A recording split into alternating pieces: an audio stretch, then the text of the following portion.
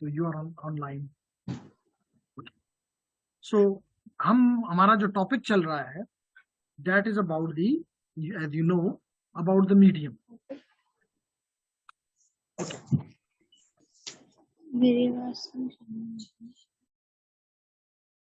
Rabia kindly आप अपना mic for timing close कर दें, सिर्फ क्वेश्चन के टाइम पे इसको ओपन करें, अनम्यूट करें और अपना क्वेश्चन करके दोबारा म्यूट कर दें ताकि औरों को डिस्टर्बेंस ना हो। ठीक है, तो हम बात कर रहे थे अबाउट दी मीडियम, और कल हमने मीडियम्स में, अगर आपको याद हो, जो कि मैं उम्मीद करता हूँ कि याद होगा, तो we talked about the fibre optics, और हमने उसकी बहुत सी तारीफें की कि जी हर जगह पे, चाहे वो एक्सेस नेटवर्क है, चाहे वो मेट्रोपॉलिटन एरिया नेटवर्क है, चाहे वो वाइड एरिया नेटवर्क है, हर जगह पे, और स्पेशली हमने देखा कि इवन समंदर के अंदर भी हमारा वायरलेस, हमारा सॉरी ये फाइबर ऑप्टिक मौजूद है। आज हम फाइबर ऑप्टिक का कह लो कंपिटिटर वायरलेस मीडियम पढ़ना चाहते हैं। कंपिटिटर इसलिए आज से कहना चाहता हूं कि डेफिनेटली समंदर में तो आप, या वेरी लॉन्ग डिस्टेंस में तो आप वायरलेस पे नहीं जा सकते, लेकिन एटलीस्ट एक्सेस नेटवर्क में, एक्सेस नेटवर्क वो नेटवर्क होता है जिसमें कस्टमर सब्सक्राइबर अपने प्रोवाइडर के साथ मिलता है, इस नेटवर्क को कहते हैं एक्सेस नेटवर्क। जैसे मिसाल के तौर पे आपका घर है, ये आपका घर है, और आप पीटीसीएल के एम्प्लॉय, पीटीसीएल के कस्टमर हैं, तो ये पीटीसीएल का ऑफिस है। इस पीटीसीएल ऑफिस और आपके घर के दरमियान जो ये नेटवर्क है, इस नेटवर्क को कहते हैं एक्सेस नेटवर्क। तो यहाँ पे wireless can be one of the solution. तो इसलिए हम वायरलेस मीडियम को, और आपने देखा है चाहे वो घर हो, चाहे वो बिजनेसेस हो, चाहे वो लार्ज ऑर्गेनाइज इंटरप्राइजेस हो, हर जगह वायरलेस मौजूद है। हम इसको इस कोर्स के पर्सपेक्टिव से लैन में स्टडी करेंगे, लेकिन ये लैन के अलावा आपको मैन में, आपको बैन में, और आपको वैन में भी दिखाई देता है वायरलेस मीडियम। अगर आप इसको लैन में देखना चाहते हैं तो आपको डब्ल्यू लैन हर घर में मौजूद है। इवन इस वक्त जो मैं आपके साथ कनेक्टेड हूं, that is also to a wireless LAN. जैसे कि आपको मैं दिखा सकता हूं, जैसे कि मैं आपको दिखा सकता हूं कि I am connected through eduroam, and eduroam is the wireless LAN of UET. Simple. तो इसका मतलब है कि you already know about the W LAN. लेकिन सिर्फ मैंने कहा you know, I understand that you doesn't have the technical knowledge about the W LAN. तो we will in this course, अगला कोर्स स्पेशली जबकि स्विचिंग राउटिंग और wireless essential पे है, वायरलेस एसेंशियल में भी only talk about the W LAN. ठीक है जी लेडीज एंड जेंटलमैन। इसके अलावा आप बैन की बात करना चाहो, मैन की दरमियान में छोड़ गया लेकिन करता हूं। बैन में ब्लूटूथ, कौन सा बच्चा है जिसने अभी तक ब्लूटूथ इस्तेमाल नहीं किया? कोई भी नहीं है। तो इसका मतलब है कि इसके अलावा जिगबी, ये आपके सेंसर नेटवर्क्स में जिगबी इस्तेमाल होता है। तो ये दोनों technologies are the example of the, sorry this is not BAN, this is PAN, personal area network, personal area network. जबकि बैन में mostly is used body area network में जिगबी ही इस्तेमाल होता है। जबकि वैन में your cellular is a good example. तो आप कहेंगे मैन क्यों नहीं बताते हो? मैन में I can give you the example of WiMAX. तो all of these technologies uses wireless as a medium. Is there any question, ladies and gentlemen? Is there any question, ladies and gentlemen? In the LAN, WLAN, wireless LAN, जिसको आप wifi भी कहते हो, जिसको आप wifi भी कहते हो, जिसको आप वाईफाई भी कहते हो, लुक्रेटिव नाम है, ट्रेड नेम है कह लें। मैन में वाईमैक्स, पैन में ब्लूटूथ, वैन में सेलुलर, बैन में जिगबी। तो ये all, and there is something in the chat, and chat is saying yes, Kamran, LAN can be wired or wireless. Yes, wherever you want more mobility, you go for the wireless.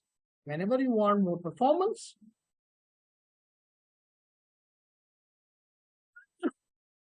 you go for the wired.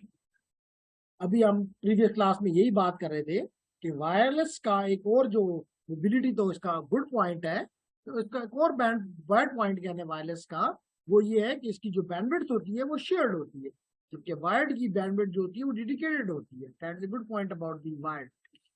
जी कमरा खटक. और any question? अगर कोई भी आपका misconception है about either wired or wireless, you can definitely ask and I will be happy to respond. No? Okay. आप इस साइड पे आ जाएं तो, क्योंकि आप लोग क्वेश्चन करेंगे तो मुझे नहीं नजर आता क्योंकि you are hidden behind my laptop. Okay, so ladies and gentleman, हमारा टॉपिक है वायरलेस मीडिया. और मैंने इससे पहले आपको कहा कि मेजर हमारा इंफेसिस जो है वो इस पे है, क्योंकि नेटवर्क से पर्सपेक्टिव से ये हमारा टॉपिक बनता है, वाईफाई, WLAN.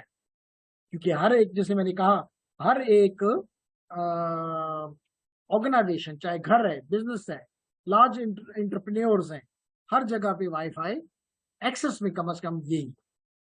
आप माँ सिवाय जहाँ पे डेटा सेंटर्स हैं, मिसाल के तौर पे, जहाँ पे आपको हाई स्पीड चाहिए होती है, वहां पे आप डेफिनेटली कॉपर पे या फाइबर पे रहना चाहिए. ठीक हो गया जी? तो लेट्स स्टार्ट, अगर आपको क्वेश्चन नहीं है तो. सबसे पहला जो पॉइंट है, प्रॉपर्टीज ऑफ, जैसे आपको नजर आ रहा है आपकी स्क्रीन पे, which is about the properties of the wireless medium.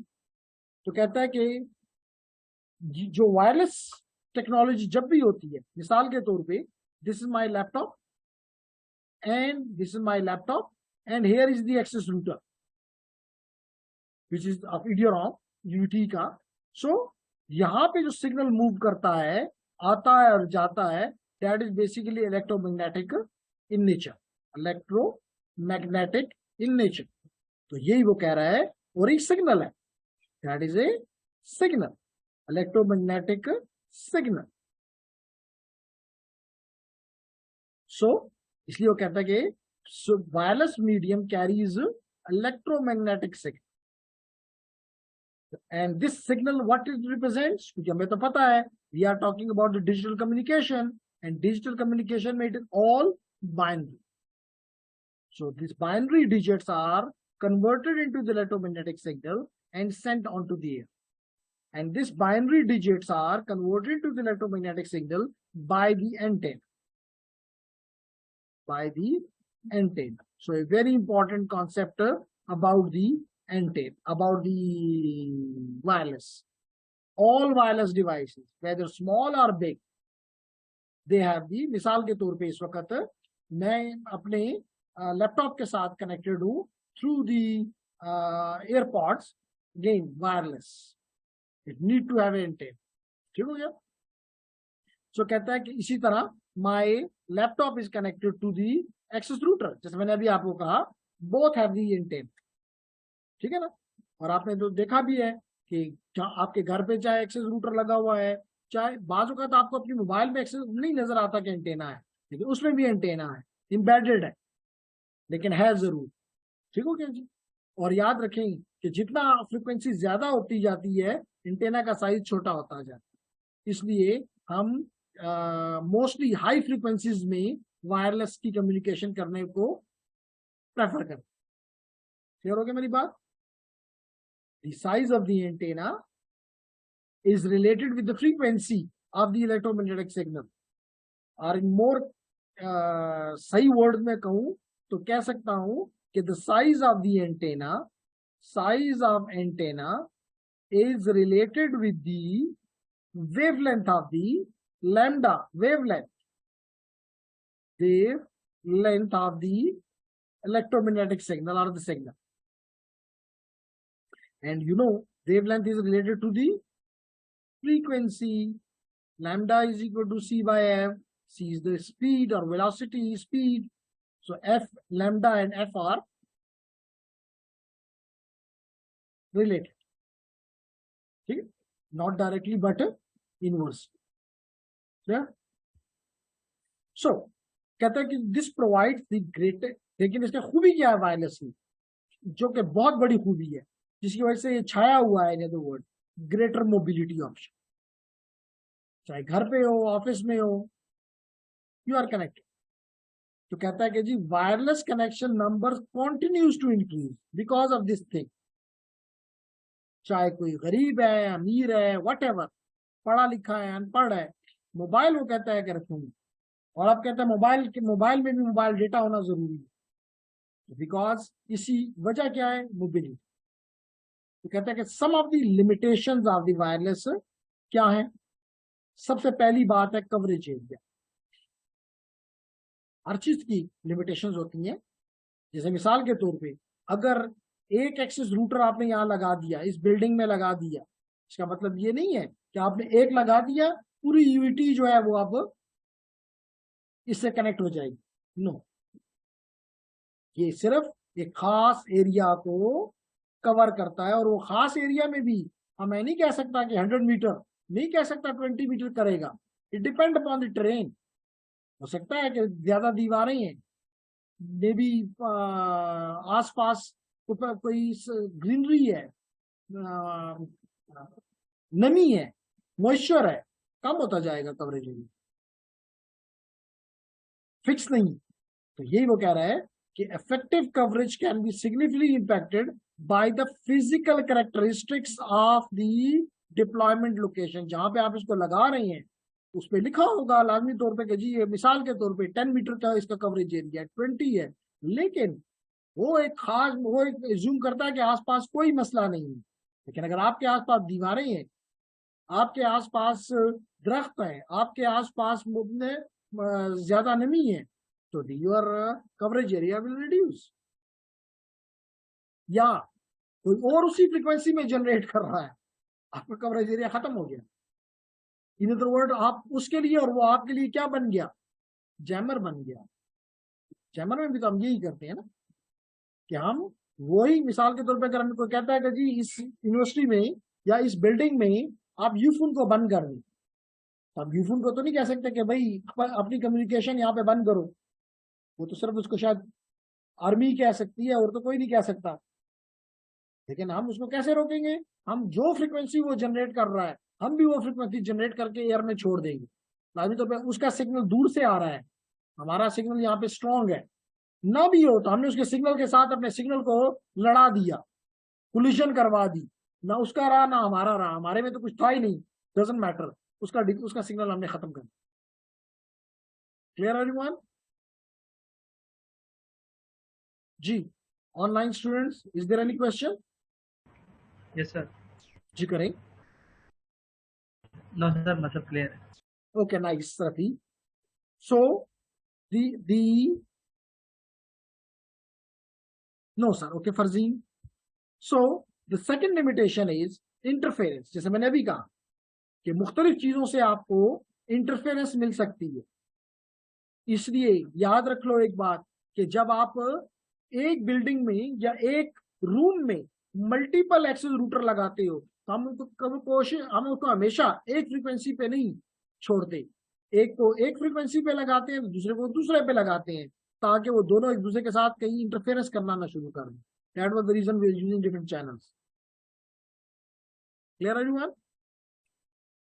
तो इसका मतलब है कि नेक्स्ट चीज आपको ख्याल रखनी होगी, which is limitation of the wireless, कि कोई और तो इस फ्रीक्वेंसी में मौजूद नहीं। इसी वजह से तो देखें पाकिस्तान में 5 लेट करें, अगर आप, ये तो वाईफाई के परस्पेक्टिव से हम बात करते हैं, लेकिन अगर मैं सेलर की एग्जांपल लूं, तो आपको पता है कि पाकिस्तान में यूफोन भी है, नयाटेल यूफोन भी है, मोबलिंक भी है, मोबलिंक जिसका जैज है, ऐसा ही है ना, टेलीनॉर भी है, वारिद भी है, और एक और भी है, जोंग भी है। 5 कंपनीज हैं। अगर मैं जूम कर लूं कि टोटल बैंडविड्थ अवेलेबल जो है वो 35 मेगाहर्ट्ज है, इस पूरी टेक्नोलॉजी के लिए कितनी फ्रीक्वेंसी की स्टैंडर्डाइज्ड है? 35। तो इस 35 को इन 5 के दरमियान में बांटना पड़ेगा। ये नहीं हो सकता कि जो यूफोन इस्तेमाल कर रहा है वही हम मोबाइलिंग पे भी बेच दें, क्योंकि इंटरफेरेंस करेंगे। तो इसीलिए आपके मुल्क में फ्रीक्वेंसी एलोकेशन बोर्ड है, फ्रीक्वेंसी एलोकेशन बोर्ड है, फैब है, पीटीए है, जिसका काम है ये कि पैसे जब लेता है तो इंश्योर करेगा कि जो इस यूफोन को जिस एरिया में ये बैंड मिला है, मिसाल के तौर पे 900 से 905 का मिला है, 900 मेगाहर्ट्ज से 905 का मिला है, तो ये वाला बैंड किसी भी सूरत मोबिलिंग, टेलीनॉर, वारिद, जोंग इस्तेमाल नहीं करते। इस बैंड को कहते हैं लाइसेंस बैंड्स, लाइसेंस्ड बैंड्स। ठीक है। कुछ अनलाइसेंस बैंड भी होते हैं, कुछ जिसको आईएसएम बैंड्स भी कहते हैं, इंडस्ट्रियल साइंटिफिक के पर्पस के लिए इस्तेमाल होते हैं, वो अनलाइसेंस्ड होते हैं, अनलाइसेंस्ड होते हैं। जैसे मिसाल के तौर पे आप अपने घर पे वाईफाई लगाते हो, तो क्या आप किसी से इजाजत लेते हो? नहीं। आप ब्लूटूथ इस्तेमाल करते हो, किसी से इजाजत लेते हो? नहीं। आप अपने घर में माइक्रोवेव इस्तेमाल करते हो, किसी से इजाजत लेते हो? नहीं। कोई भी हॉस्पिटल जो है वो एक्सरे प्लांट लगाती है, क्या वो किसी से इजाजत लेती है? नहीं। That is unlicensed. लेकिन उसकी हिफाजत करना आपका दर्द है। गवर्नमेंट इसके लिए, या आप जाके पुलिस स्टेशन में जाके नहीं कह सकते कि जी मेरे वायरलेस मैंने वाईफाई लगाया है और मेरे हमसाये ने भी लगाया, उसमें से मुझे तकलीफ हो गई है। कहेंगे ये आपका काम है, लाइसेंस आपस में मैनेज करो। क्लियर? सो तो नेक्स्ट चीज हो गई इंटरफेरेंस। थर्ड आइटम हो गया जो कि बहुत बड़ा इशू है, सिक्योरिटी। थर्ड आइटम हो गया सिक्योरिटी। देखा होगा आपने कि आजकल के पिछले एक आध साल में तो बहुत ज्यादा इस पे मसला हमें रहा है, ना सिर्फ हमें रहा है बल्कि बहुत सौ को रहा है, बड़ों बड़ों को भी रहा है कि सिक्योरिटी, इधर बात करते हैं किसी के साथ और वो बात किसी कुछ देर में ही पब्लिक हो जाती है कि जी अच्छा फलाना फलाने से बात कर रहा। तो वाईफाई में ये एक बहुत बड़ा इशू है, सिक्योरिटी।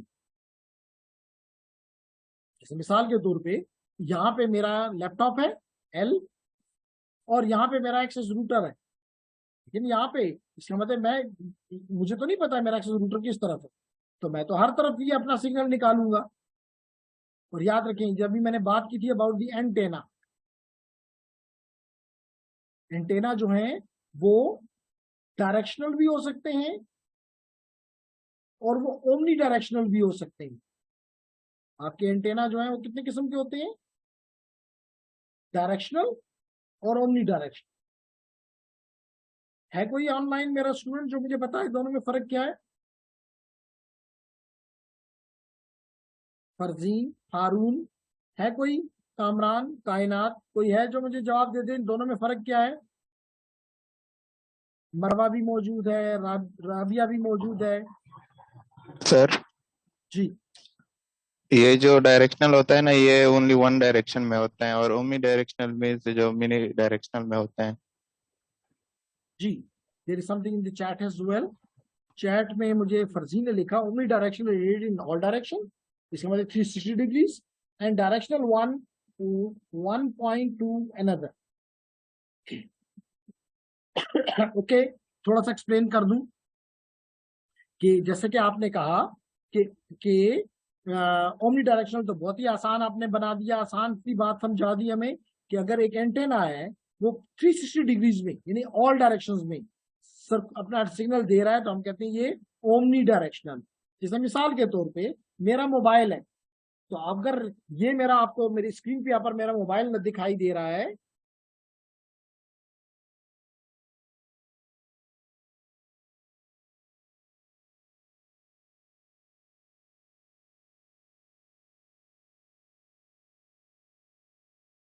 ओके,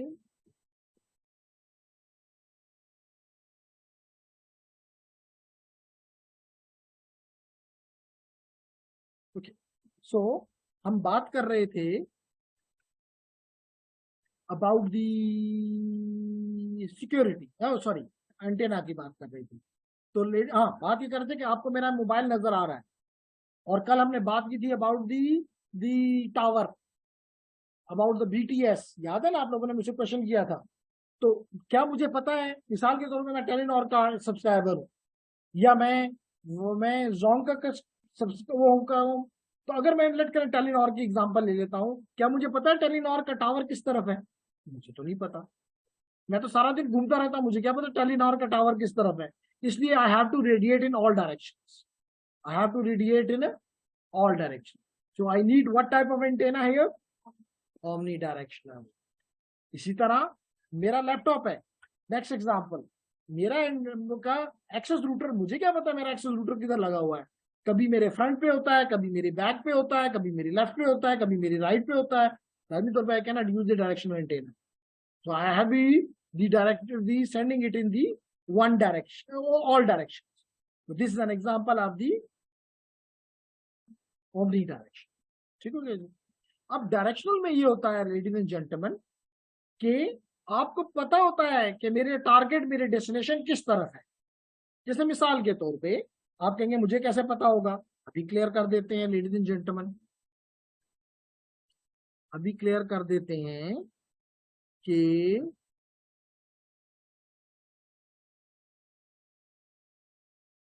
अभी क्लियर कर देते हैं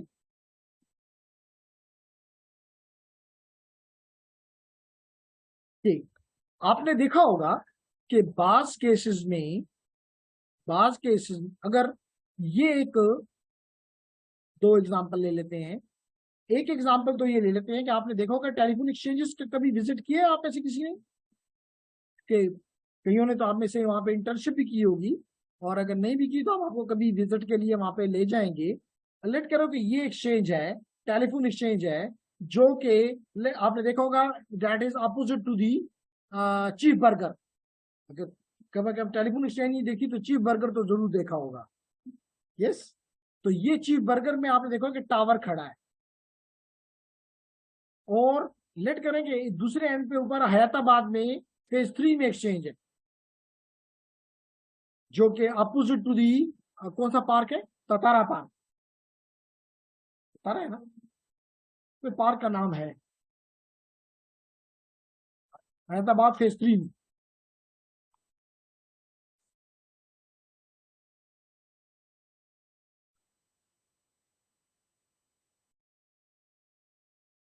ओके, तो चले जहां भी है, लेकिन मैंने आपको बता फेज 3 में, फेज 3 वो जहां पे जहाज लगा हुआ है, हैदराबाद का चौक जहां पे जहाज लगा हुआ है, उस जहाज के बिल्कुल सामने है ये, यहाँ पे भी एक टावर खड़ा है। अब फेज 3 वालों को भी पता है कि चीफ बर्गर किस साइड पे है, और चीफ बर्गर वालों को भी पता है कि फेज 3 किस तरफ है, तो यहाँ पे इनको कोई जरूरत नहीं कि ओमनी डायरेक्शनल करें। They will be sending the signal in a single direction, and this signal will be received here, and in the opposite direction as well. It will be sending from here and will be received from to here. बात समझ आ गई? तो here what type of antenna you will be using? Directional antenna.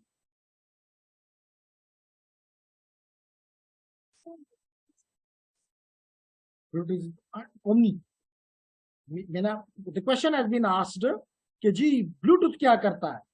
Ladies and gentlemen, Bluetooth is, मिसाल के तौर पे मैं क्वेश्चन पूछा है शैला ने, शैला यहाँ पे मेरे सामने सब बैठी हुई है, मैं इसके साथ ब्लूटूथ का कनेक्शन बनाता हूँ, लेकिन मेरे डिवाइस को क्या पता कि शैला जो है मेरे फ्रंट पे है, लेफ्ट पे है, राइट पे है, या बैक एंड पे है?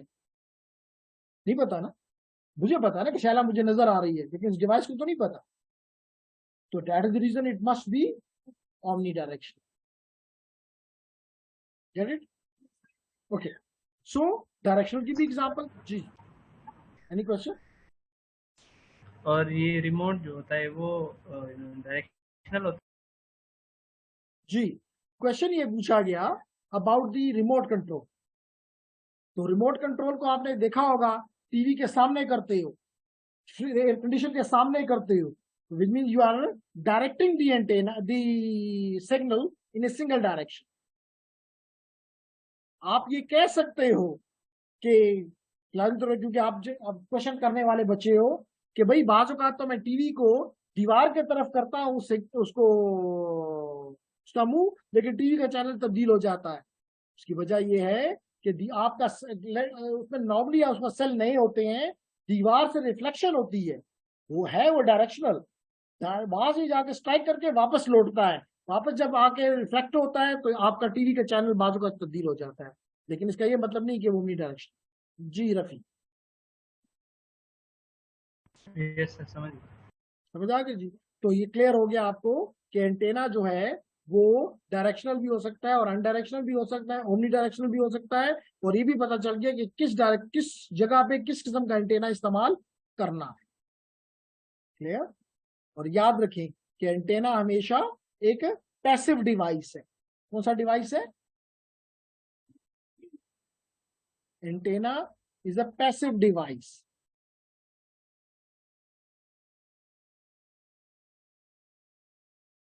है कोई मेरे ऑनलाइन में जो जिसको ना पता हो कि पैसिव डिवाइस किसे कहते हैं?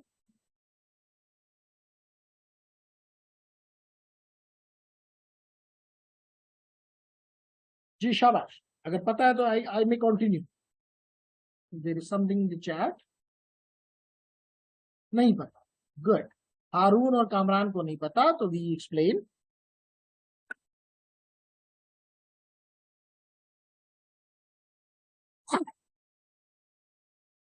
Ladies and gentleman, passive device उसके कहते हैं, उस डिवाइस को कहते हैं जिसको पावर ना देनी पड़े, बगैर पावर के वो काम करे, उस डिवाइस को कहते हैं पैसिव डिवाइस। जैसे मिसाल इसकी आपने देखा कि one of the example is, ये तो हो गया पैसिव जिसको पावर ना देनी पड़े, वापडा की जरूरत नहीं है, तो वर्ड्स खुशकिस्मत है। जबकि इसके मुकाबले में अगर हम एम्पलीफायर की एग्जांपल लेंगे, एम्पलीफायर की एग्जांपल इसलिए ले रहा हूं कि आप जुमे के कल ही जुमा था, आपके इमाम साहब जब बोल रहे थे तो उनकी आवाज तो पूरी मस्जिद में नहीं आती। और स्पेशली जब हम एग्जांपल ले लें यूटी की मस्जिद की, तो उसके तो 3 फ्लोर थे, ग्राउंड पे है, बेसमेंट भी है, फर्स्ट भी है, सेकंड भी है। Is it okay? चले assume हम इतना इतना मुझे पता है कि बेसमेंट भी है, फर्स्ट भी है और सेकंड भी है, तो 3 फ्लोर हैं। अब हम उनका नाम मुझे भूल गया, अजीज साहब को ये तो नहीं कह सकते कि दुमना उच्चत खबरें कहा कि 3 फ्लोर के लार्ज, तो उसके लिए लाजमी तौर पे ऑडियो एम्पलीफायर यूज हो रहा है। लेकिन जब बिजली जाती है तो फिर ना उनकी आवाज ना फर्स्ट फ्लोर पे मिलती है ना सेकंड फ्लोर पे मिलती है। इसका मतलब कि इस एम्पलीफायर को पावर की जरूरत है, पावर के बगैर ये काम नहीं करता। तो हर वो डिवाइस जो पावर लेकर काम करे उसे कहते हैं एक्टिव डिवाइस, एक्टिव डिवाइस। और जिसको पावर की जरूरत ना हो उसे कहते हैं पैसिव डिवाइस। जैसे मिसाल के तौर पे कनेक्टर की एग्जांपल ले लो, कनेक्टर को कभी पावर दिए? कामरान, आपके घर में लगा हुआ है टीवी, टीवी के लिए आपने वायर जो केबल गई हुई है कोएक्सियल केबल, वहां पे आपने टी कनेक्टर लगाया और केबल अपने घर के अंदर ले आए, क्या उस टी कनेक्टर को कभी पावर दिया आपने? नहीं। तो it is a passive device. इसी तरह आपके एंटेना, अगर आप में से किसी के घर में, आपके आपके में से किसी घर में सैटेलाइट रिसीवर लगा हुआ है, तो आपके 3rd फ्लोर पे या जहां भी आपका घर का अपने टॉप फ्लोर पे एंटेना पड़ा हुआ है, पैराबोलिक एंटेना पड़ा हुआ है, डिश एंटेना जिसे आप कहते हैं, कभी उसको उसको स्विच लगा के पावर दिए?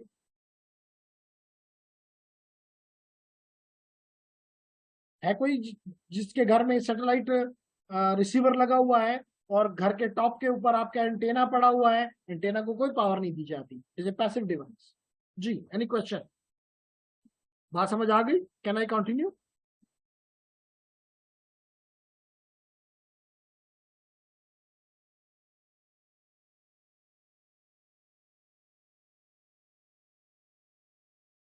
क्लियर? ओके। तो हम बात कर रहे हैं कामरान एंड अदर्स के हमारा जो ये डिवाइस है एंटेना, ये एक पैसिव डिवाइस, और काम इसका क्या है कि ये आपके सिग्नल को इलेक्ट्रोमैग्नेटिक सिग्नल में कन्वर्ट कर देता है। सिंपल, अच्छी बात है। और अगर आप चाहते हैं कि एक डायरेक्शन में जाए तो हम डायरेक्शनल एंटेना इस्तेमाल कर लेते हैं, और अगर हम चाहें कि हर डायरेक्शन में जाए हम ओमनी डायरेक्शन इस्तेमाल कर लेते हैं। इसलिए चाहिए अच्छी कंडीशन ये है कि जब भी आप एक्सेस रूटर लगाओ तो कमरे के सेंटर में लगाओ, ताकि इर्द गिर्द, क्योंकि वो ओमनी डायरेक्शनल एंटेना है, आपको हर तरफ इक्वली सिग्नल मिले। लेकिन हम मोस्टली गलत काम करते हैं, हम उसको किसी एक साइड के ऊपर दीवार पे लगा देते हैं। तो इसका मतलब ये है कि वो दीवार पे लगने की वजह से उस साइड पे उसका सिग्नल लाजमी तौर पे इंटरफेरेंस की वजह से ब्लॉक हो जाता है टू सम एक्सटेंट, और कम डिस्टेंस तक वो अपना काम करता है। लेकिन that is something the reality. Is it clear everyone?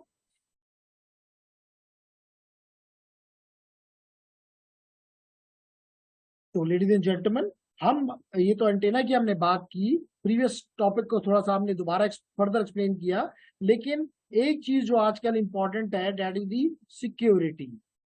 Third problem जो लिमिटेशन है, क्योंकि जब भी आप अपना सिग्नल भेजते हो वायरलेस मीडियम के ऊपर, जब भी आप अपना सिग्नल भेजते हो वायरलेस मीडियम के ऊपर, तो आप तो ओमनी, चाहे वो ओमनी डायरेक्शनल है, चाहे वो डायरेक्शनल, लेकिन मोस्टली ओमनी डायरेक्शनल है।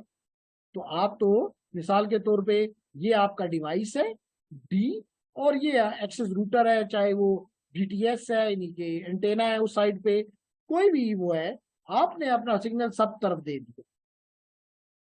आप तो उम्मीद करते हैं कि सिर्फ ये सिग्नल इधर ही गया है, लेकिन यहाँ पे और भी बहुत से लोग मौजूद हैं जो कि इस सिग्नल को इंटरप्ट कर सकते हैं, सुन सकते हैं, देख सकते हैं, कैप्चर कर सकते हैं। तो this is a very big problem.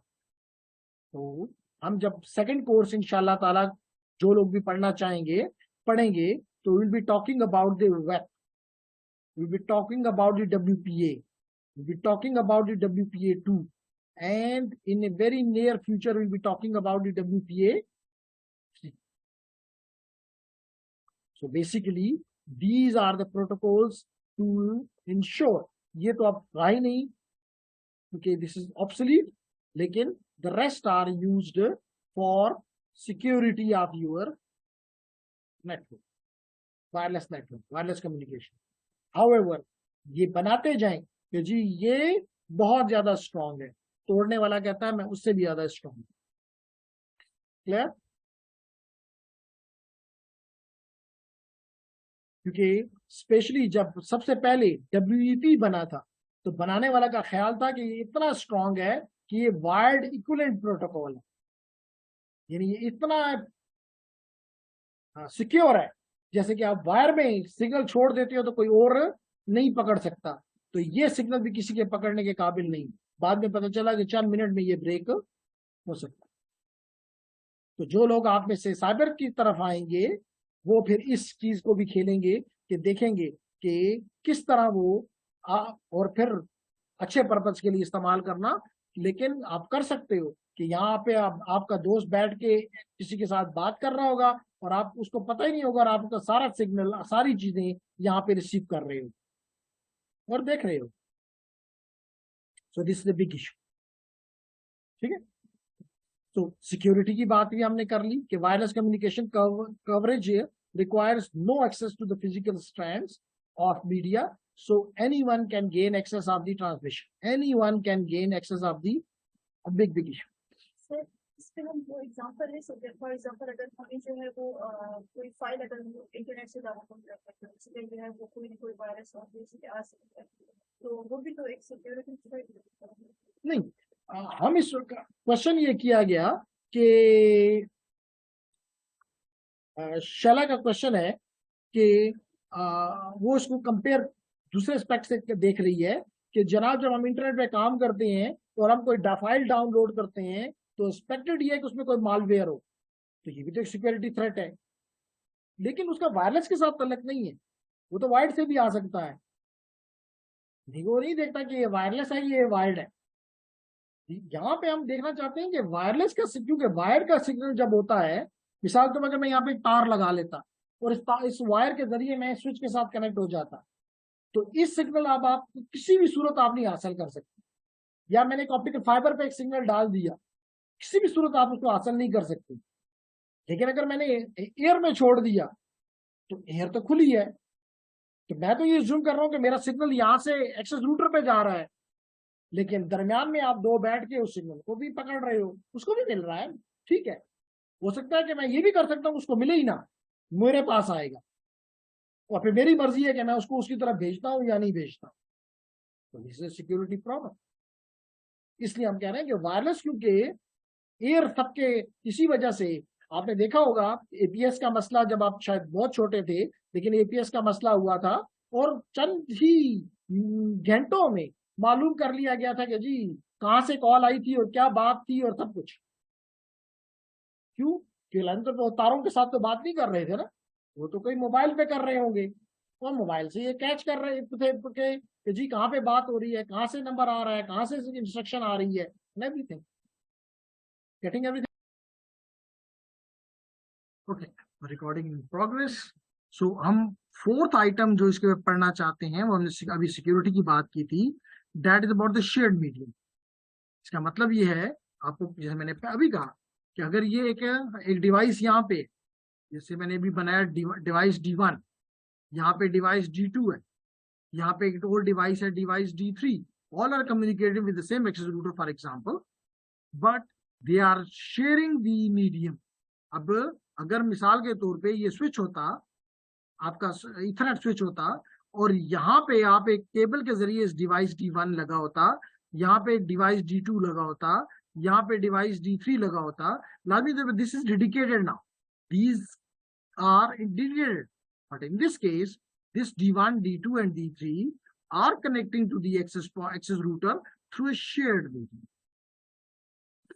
through a shared medium. Clear? So इसके और एक चीज और याद रखिए कि आपका WLAN जो है, it only operate in the half duplex, यानी कि जब डिवाइस बात कर रहा होता है एक्सेस रूटर के साथ, तो लाइक दिस, उस वक्त अगर ये हो रहा है ग्रीन वन, तो उस वक्त एक्सेस रूटर कुछ चीज डिवाइस D1 को नहीं दे सकता, और जब इसका काम पूरा हो जाएगा देन दिस विल स्टार्ट। इसका मतलब या ये, not both simultaneously. It is that the reason it is called half duplex communication. तो यही वो कह रहा है कि WLAN operates in the half duplex, क्योंकि लाजमी तौर पे अगर दोनों ही एक तरफ भेजते तो there might be a collision, there might be a interference. तो इसलिए WLAN operates in the half duplex, which means only one device can send or receive at a time. Many users accessing the WLAN simultaneously results in a reduced bandwidth for each user. क्या मतलब इस बात का? इसका मतलब ये है ladies and gentleman कि आप लोगों के घरों में भी, आपके ऑफिसेज में, school, college, business, whatever they are, हर जगह पे आपको पता है कि WLAN लगा हुआ है, WLAN लगा हुआ है।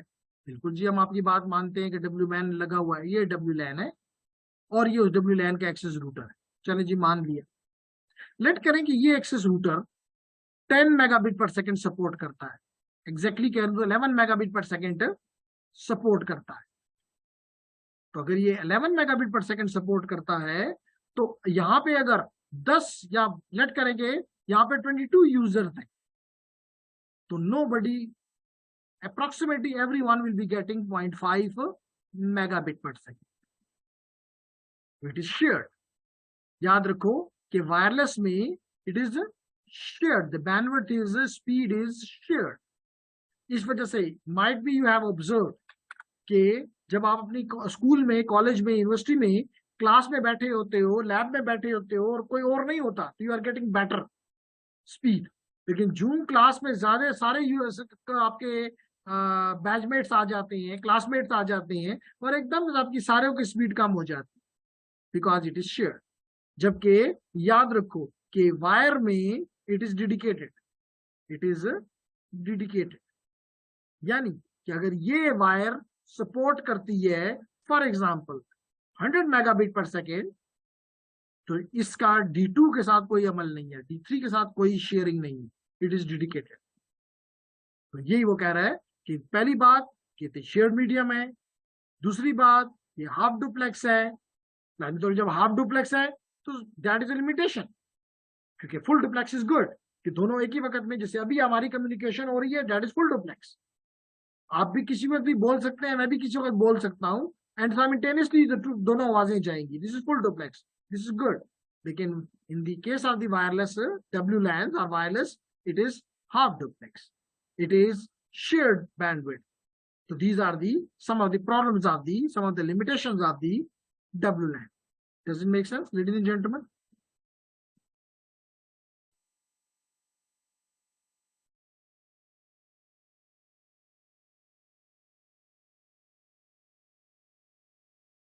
There is something in the chat, and the chat is saying yes. Okay, Sumayya.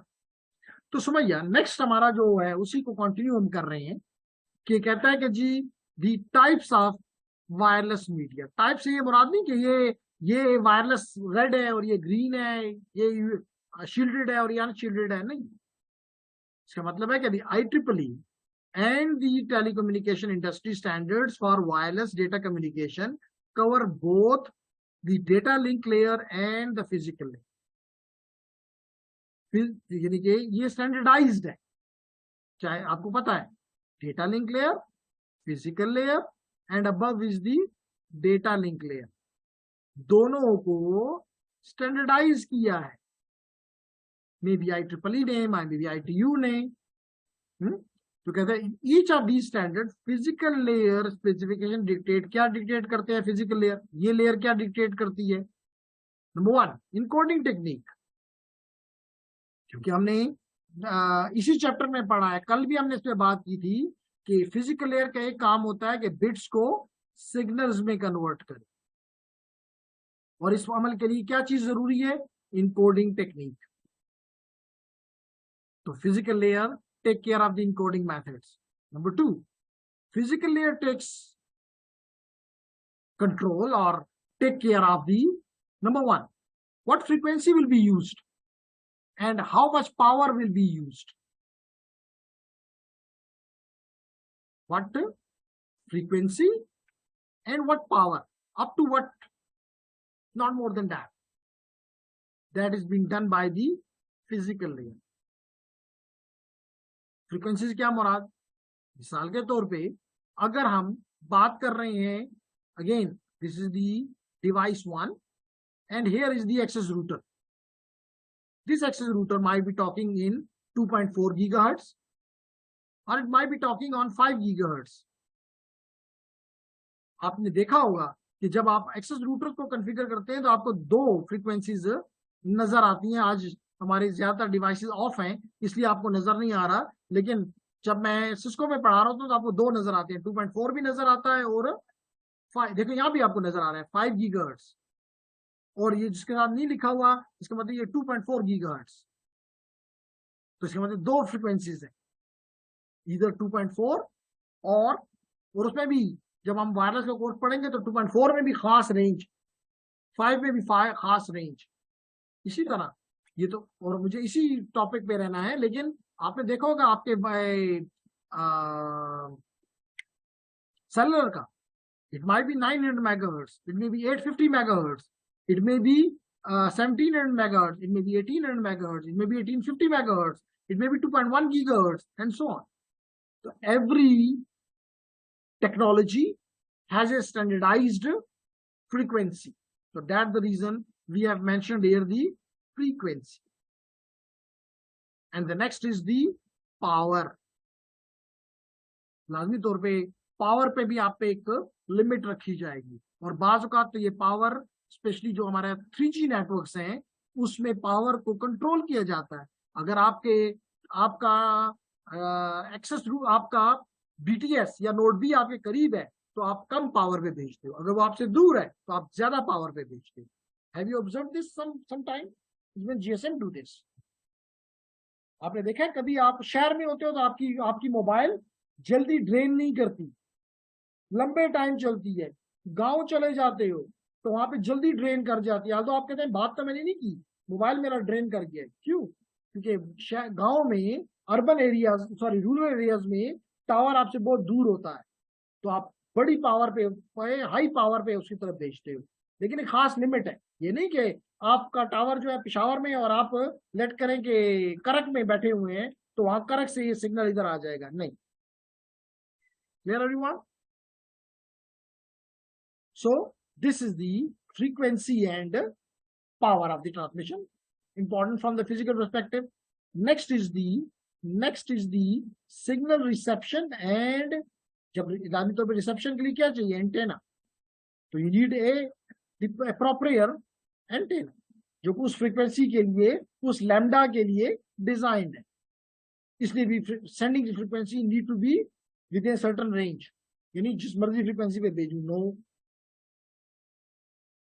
आप सोच सकते हैं कि भाई मैं जिस मर्जी फ्रीक्वेंसी पे भेजूं, नहीं, क्योंकि उसका एंटेना इस फ्रीक्वेंसी को रिसीव करने के लिए तैयार ही नहीं है, डिजाइंड ही नहीं। तो that the reason you go for the signal reception.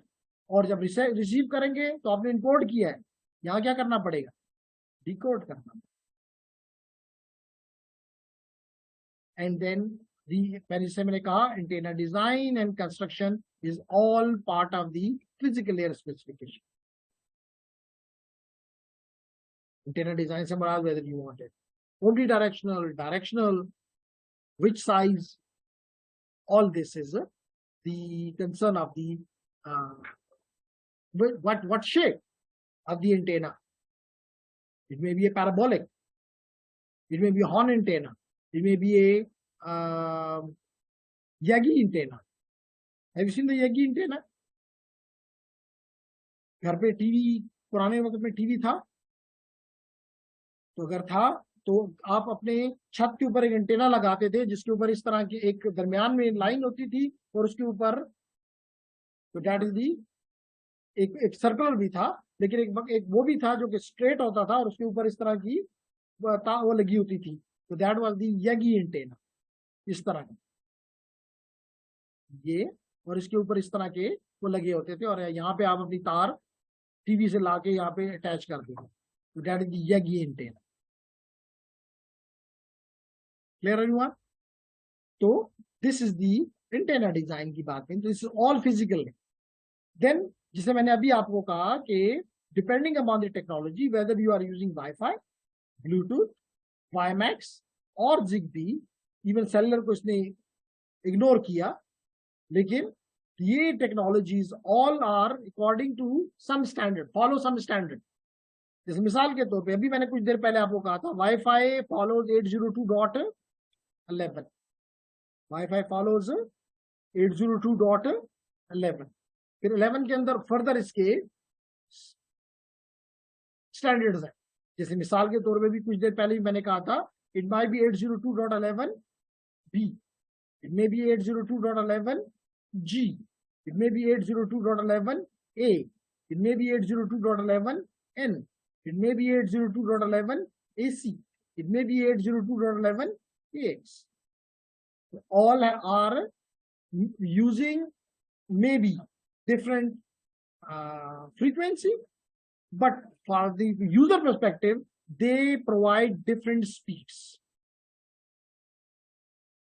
This is the latest, and simple 802.11 is the legacy.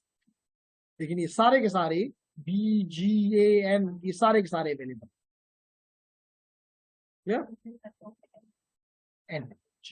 आपके लैपटॉप में शैला के कम उसमें ये है, मैंने अभी चेक किया था तो मेरे पास ये, सॉरी ये, लेकिन इसका मतलब ये नहीं है, आगे जाके हम ये भी पढ़ेंगे कि अगर ये है तो बैकवर्ड किस किस के साथ कंपैटिबल है, ये भी मालूम करना पड़ता है। मिसाल के तौर पे अगर ये एक्सेस रूटर एसी को नहीं सपोर्ट करता तो मेरा एसी जो है वो देखा जाएगा क्या वो एन के साथ कंपैटिबल है, ये जी के साथ कंपैटिबल है, मैं उसके जरिए मिल जाऊं, कनेक्ट हो जाऊं। Clear everyone? तो थोड़ा जल्दी करते हैं, इस वजह से जल्दी नहीं करते कि हमें जल्दी है, हमारे स्टूडेंट भाग रहे हैं, हमारा नंबर कम से कम होता जा रहा है, विच इज बैड।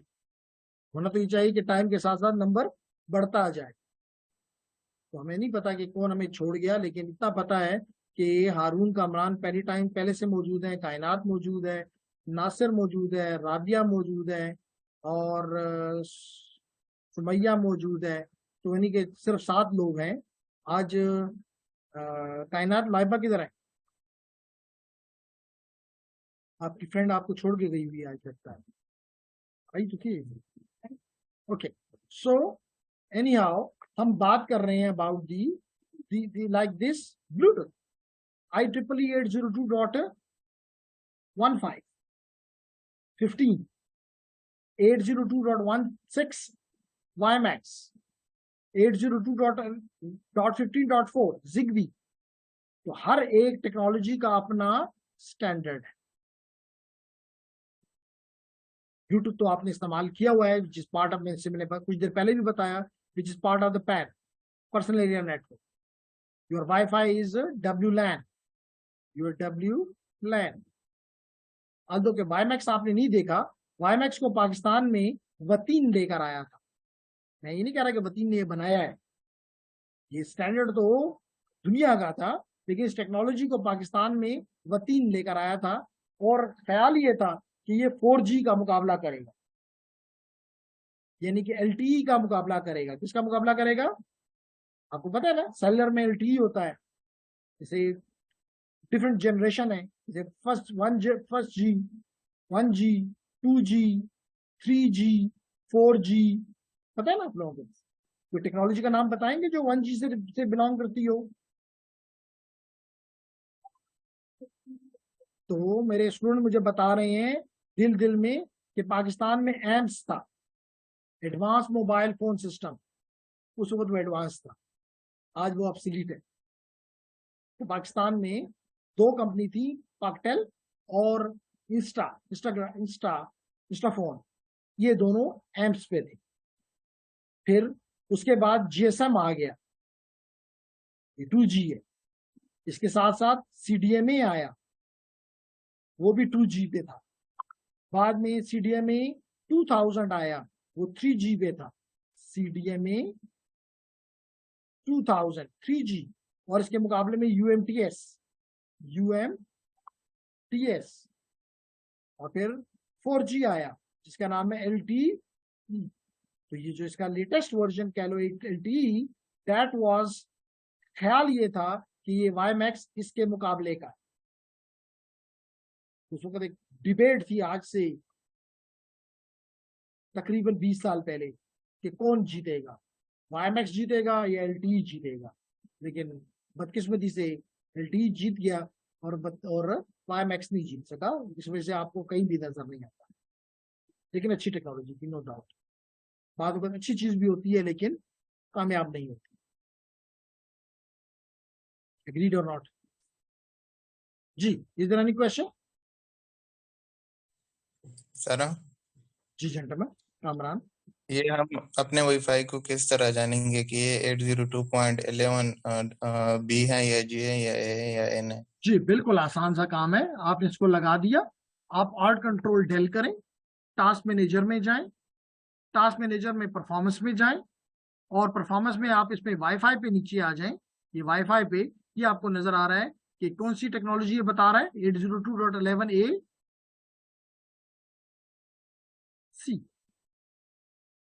तो अगर आप ये करें, किसी का B होगा, 802.11b होगा, किसी का 802.11g होगा, किसी का N होगा, किसी का AC होगा, और किसी का अगर बिल्कुल लेटेस्ट कंप्यूटर है तो हो सकता है AX। जी कामरा, ठीक है सर, क्लियर। ठीक है, ओके। तो हमने देखा कि स्टैंडर्ड्स हैं, और इसमें जो, अगर हम वायरलेस की बात करें तो 2 लेयर्स इन्वॉल्व हैं, एक फिजिकल लेयर और एक डेटा लिंक लेयर। आप कहेंगे डेटा लिंक लेयर तो नजर ही नहीं आई। जेंटलमैन, डेटा लिंक लेयर की को फिजिकल लेयर की जो रिक्वायरमेंट है वो डेटा लिंक लेयर पूरी करती है। ठीक है, इसलिए इंपॉर्टेंट है। अब जैसे मैंने आपको बताया कि अगर आप we talk about the wireless LAN, if you talk about the wireless LAN, तो एक तरफ हमारे पास वायरलेस एक्सेस पॉइंट होगा, एक तरफ हमारे पास क्या होगा, वायरलेस एक्सेस पॉइंट, जिसको मैं नॉर्मली एक्सेस रूटर कह देता हूं। जिसको मैं नॉर्मली एक्सेस रूटर कह देता हूँ। तो एक तरफ ये होगा और दूसरी तरफ कोई भी डिवाइस होगी और इस डिवाइस के अंदर एक अदद वायरलेस निक होगा, नेटवर्क इंटरफेस कार्ड होगा। तो ये और इस नेटवर्क इंटरफेस कार्ड के ऊपर एंटेना होगा, इधर भी एंटेना होगा और ये दोनों एक दूसरे से बात करेंगे। ठीक है, सॉरी, ओके। तो कहता है कि there are number of WLAN standard. मैंने अभी आपको बताया कि डिफरेंट स्टैंडर्ड्स हैं, B है, G है, N है, वगैरह वगैरह। तो कहते हैं when purchasing a WLAN equipment ensure compatibility and interoperability. इन चीजों का ख्याल रखना होता है कि क्या जो टेक्नोलॉजी मैं इस्तेमाल करने जा रहा हूँ, मिसाल के तौर पे अभी हम देख भी लेंगे कि बास जो है स्टैंडर्ड वो दूसरे के साथ इंटरऑपरेबल नहीं है। तो अगर आपका इनिशियल इक्विपमेंट उसका लगा हुआ है तो आप अगला इक्विपमेंट दूसरे का मत खरीदो। तो दैट वेरी इंपॉर्टेंट। जैसे मिसाल के तौर पे अगर हम देख सकें IEEE 802.11 standards compatibility,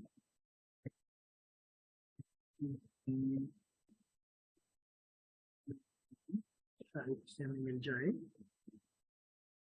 टेबल में नॉर्मली होता है लेकिन इस वक्त मुझे नहीं याद कि किस में, लेकिन वी नॉर्मली सी इट कि जी ना भी हो तो आपको नजर आ जाएगा, not an issue.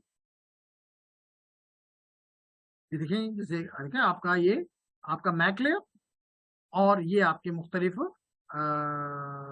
Physical layer के पर कहीं पे 2.4 है, कहीं पे 5 है। तो देखिए मिसाल के तौर पे अगर आप 802.11a पे हैं तो 5 गीगाहर्ट्ज पे है, लेकिन अगर आपका डिवाइस जो है वो 802.11a पे है तो वो फॉर एग्जांपल 2.4 पे है, तो ये दोनों एक दूसरे के लिए प्रॉब्ली कंपैटिबल नहीं होंगे। इसलिए इंपॉर्टेंट ये है कि आप वो डिवाइस वो हार्डवेयर खरीदें जो कि दूसरे के साथ क्या हो, कंपैटिबल हो। देखिए वही स्टैंडर्ड यहाँ पे नजर आ रहे हैं, 802.11, then 802.11a, then 802.11b, then 802.11g। आल तो मैंने ओके यहाँ पे और भी हैं, 802.11c, d, e, f, h, i, j, k, m, n and others as well.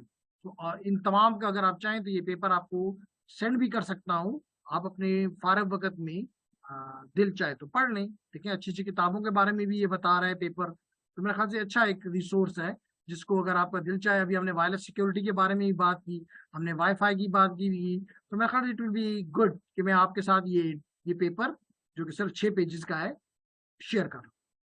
Fine everyone, agree?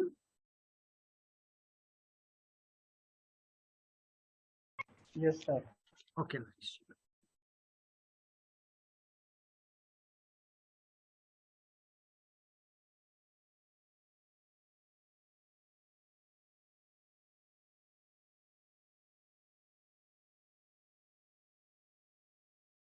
Okay so we should go back here. जी, तो आपको पता चल गया कि एक तरफ आपका एक्सेस पॉइंट और दूसरी तरफ आपका कोई डिवाइस, कोई भी डिवाइस जिसके अंदर एक वायरलेस NIC कार्ड बस। तो ये कहता है कि network administrator must develop and apply stringent security policy. लाजमी तौर पे क्योंकि शेयर्ड मीडियम है, ये आपकी जिम्मेदारी है कि आप सिक्योरिटी ऐसी पॉलिसी लगाएं जिसकी वजह से आपके यूजर जो हैं वो सिक्योर फील करें और अनऑथराइज्ड यूजर उसको इस्तेमाल, अनऑथराइज्ड एक्सेस ना हो, क्योंकि इट कैन डैमेज। फिर हम बात करना चाहते हैं कुछ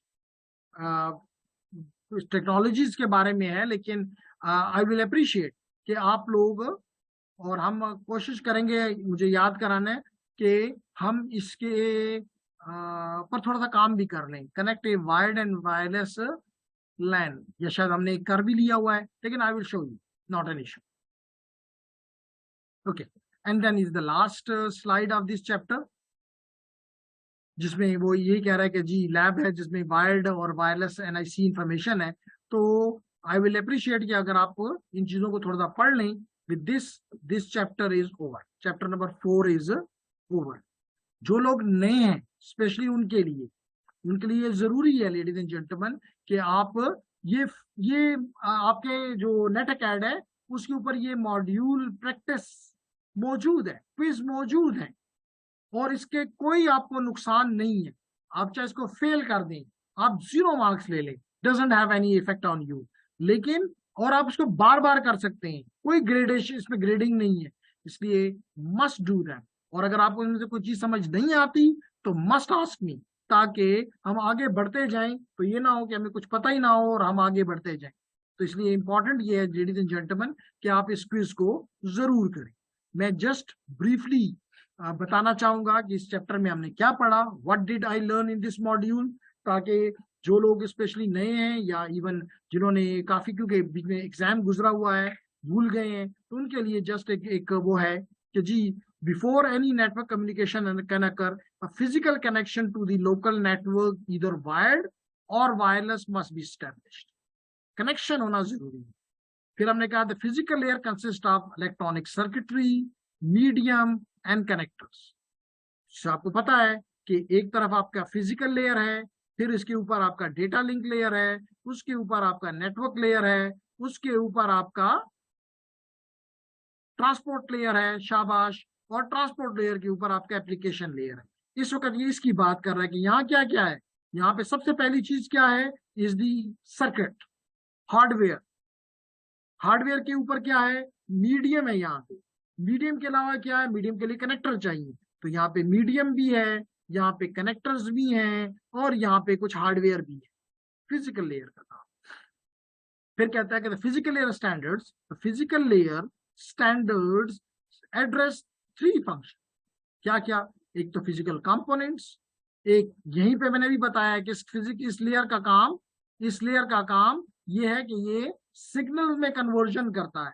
किसका, बिट्स का, बिट्स को सिग्नल्स में कन्वर्ट करता है। और इस वर्क के लिए इसको किस चीज की जरूरत होती है, इनकोडिंग टेक्निक्स की। तो जो ट्रांसमीटर होता है उस पर इनकोडिंग होती है, और जो हमारी डेस्टिनेशन होती है उस पर क्या होती है, डिकोडिंग होती है। कौन सी, may be NRZ, may be NRZL, एनआरजीएल,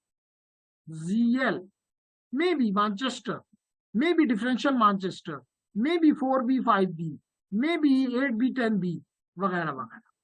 ठीक हो गया जी। तो ये आर इनकोडिंग टेक्निक्स। फिर इसने कहा कि जी अगर कॉपर मीडियम लेना है तो it can be UTP, unshielded twisted pair, it can be shielded twisted pair, it can be coaxial as well. Specially जो लोग नए आए हैं, इसमें मरवा है और राबिया है, आप क्योंकि अब आपके एग्जाम ओवर हो चुके हुए हैं, अगर आप यूनिवर्सिटी आ सकते हैं और कभी आते हैं, मैं तो चाहूंगा कि फिजिकल क्लासेस नहीं, तो आप ये दोनों केबल्स, इन दोनों केबलों को यहाँ आके देखें, और इन केबल्स की मदद से आप स्ट्रेट केबल बनाना भी सीखें। शैला यहाँ पे मौजूद है, जकी मोस्टली यहाँ पे मौजूद होता है, तो स्ट्रेट केबल, क्रॉस केबल ये खुद बनाना सीखें, क्योंकि opportunity is there and it's free. फिर हमने कहा कि जी UTP cable perform the standard establish jointly, किसने इसके स्टैंडर्ड बनाए इन केबल्स के, EIA TIA। फिर हमने कहा कि the main cable types that are obtained by using specific wiring connections are, जैसे मैंने पहले कहा, straight through cable and crossover cable. तो ये दोनों केबल्स बनाने का एक EIA TIA का स्टैंडर्ड है, मेथड है। तो जिन लोगों ने नहीं बनाई, समर में you can have the opportunity to learn this. ठीक है। फिर हमने क्या क्या बात की, हमने ऑप्टिकल, कल भी हमने पढ़ा अबाउट दी ऑप्टिकल फाइबर, कल भी हमने पढ़ा अबाउट दी दूसरा गाइडेड मीडियम जिसको ऑप्टिकल फाइबर का। इसमें हमने आपको डिफरेंट टाइप ऑफ कनेक्टर्स कल दिखाए, हमने डिफरेंट टाइप ऑफ कनेक्टर्स आपको दिखाए। हमने आपको सिंगल मोड फाइबर और मल्टी मोड फाइबर के बारे में बात की, और आज हमने वायरलेस मीडियम के बारे में आपको बताया कि इसमें जो सिग्नल ट्रेवल करता है that moves in the form of A electromagnetic signal. हमने आपको बताया कि इसमें जो प्रॉब्लम्स हैं उसमें कवरेज एरिया है, इसमें इंटरफेरेंस है, इसमें सिक्योरिटी है, इसमें शेयर्ड मीडियम है, ये इसकी लिमिटेशंस है। हमने कहा कि स्टैंडर्ड वायरलेस जो है ये आजाद नहीं है, स्टैंडर्ड्स को फॉलो करता है। हमने आपको IEEE 802.11 का स्टैंडर्ड की बात की, हमने 802.15 की बात की, 16 की बात की, 15.4 की बात की। हमने कहा कि अगर कम से कम आपने नेटवर्क बनाना है प्यारा सा नेटवर्क, तो it is may be the wireless लैन।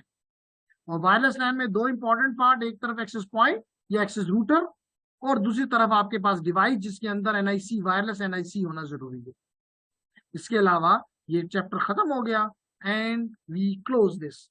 इंशाल्लाह ताला नेक्स्ट क्लास में we will be starting chapter number, क्योंकि ये फिजिकल लेयर हमने पढ़ा। आप में से कोई है जो मुझे बताए कि अगला चैप्टर क्या हो सकता है?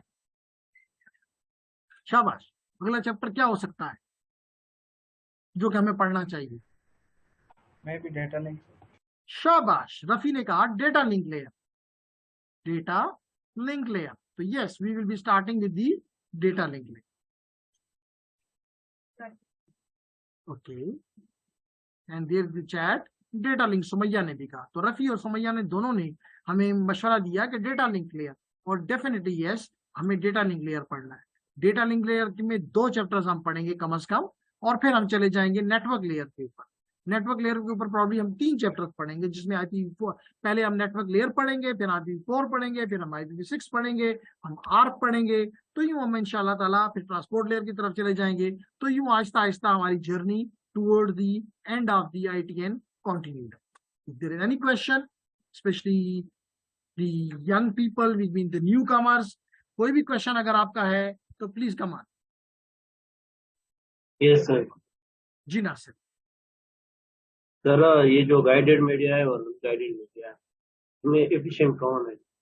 जी, क्वेश्चन पूछा नासिर ने कि एक तरफ तो गाइडेड मीडियम है, दूसरी तरफ अनगाइडेड मीडियम है, गाइडेड है, अनगाइडेड है। वो कहता है कि एफिशिएंट कौन सा है? यही क्वेश्चन है नासिर का ना? यस। ओके जी। सवाल ये पैदा होता है, जेंटलमैन, कल भी मुझसे एक स्टूडेंट, कल या परसों था, आया, कहता है जी ये बड़ा एफिशिएंट है। मैंने कहा मुझे एफिशिएंट की डेफिनेशन नहीं आती, मुझे एफिशिएंट की पहले डेफिनेशन बताओ, फिर एफिशिएंट की बात कर सकते हैं। तो किस पर्सपेक्टिव से आप कहते हैं कि ये एफिशिएंट है या नहीं? तो आपकी, अगर आप कहते हैं मिसाल के तौर पे सिक्योरिटी की बात करते हैं तो गाइडेड बेहतर है, कोई शक नहीं है। अगर आप चाहते हैं, परफॉर्मेंस चाहते हैं, तो गाइडेड बेहतर है, कोई शक नहीं है। अगर आप मोबिलिटी चाहते हैं, तो गाइडेड नहीं दे सकता। तो इसका मतलब है कि फिर ओनली सोल्यूशन आपके पास होगा कि you will go for the unguided. Number next, अगर आपके पास इंफ्रास्ट्रक्चर नहीं है तो आप गाइडेड की तरफ नहीं जा सकते। वहां पे बेहतर है कि अनगाइडेड की तरफ, एक टावर खड़ा करो, एक एंटेना लगाओ और बस काम शुरू हो गया।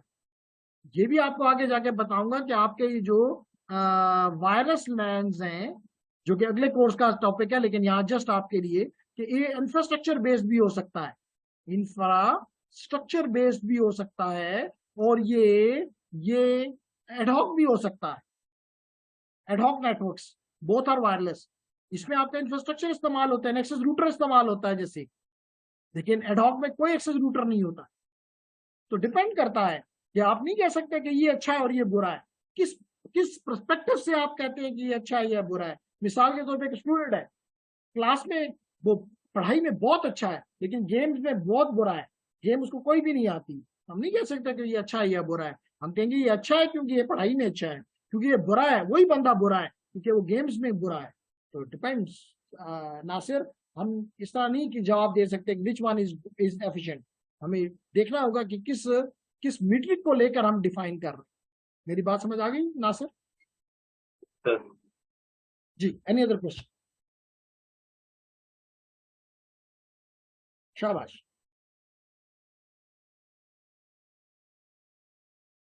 कायनात, एनी क्वेश्चन? फरजीन है कि चली गई है? शुरू में तो थी।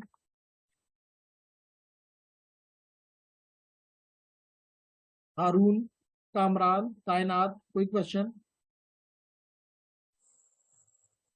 राबिया? सर ये जो सिंगल मूड फाइबर होता है और मल्टी मूड फाइबर होता है, इसको हम फिजिकली, इसमें जो कोर होता है सिर्फ उसी से पहचान सकते हैं? जी, पहचानने के पर्सपेक्टिव से अगर आप कहें, अगर आप पहचानने के पर्सपेक्टिव से, राबिया भी कहती क्लियर है और वो भी कह रहा है चलिए ठीक है, उसके ऊपर लिखा हुआ होता है, देख के नहीं पता चल सकता। मिसाल के तौर पे अगर आप एक सिंगल मोड फाइबर है तो उसका 5 माइक्रोन का है, माइक्रोमीटर का उसका डायमीटर है, 5 से 9 माइक्रोमीटर का। जो हमारा मल्टी मोड है उसका 62.5 है, लेकिन आप माइक्रोमीटर में इसका अंदाजा नहीं लगा सकते, माइक्रोमीटर में उसका अंदाजा नहीं लगा सकते। तो उसके ऊपर मेंशन्ड होता है। और एक दूसरा कलर से, मैंने कल भी बताया था, एक येलो कलर होता है, तो दूसरी तरफ येलो कलर के साथ कौन सा कलर था, ऑरेंज, थोड़ा तेज था। Orange was the multi mode and yellow was the single mode. तो या तो उसमें लिखा हुआ है या कलर कोड से आप उसको देखेंगे, देख के नहीं बता सकते कि ये 5 ये 10 या 9 या 10 माइक्रोमीटर है और ये 62 माइक्रोमीटर। जी, जवाब मिल गया आपको? क्वेश्चन किसका था? Yes sir. कामरान का था शुरू। जी, एनी अदर क्वेश्चन?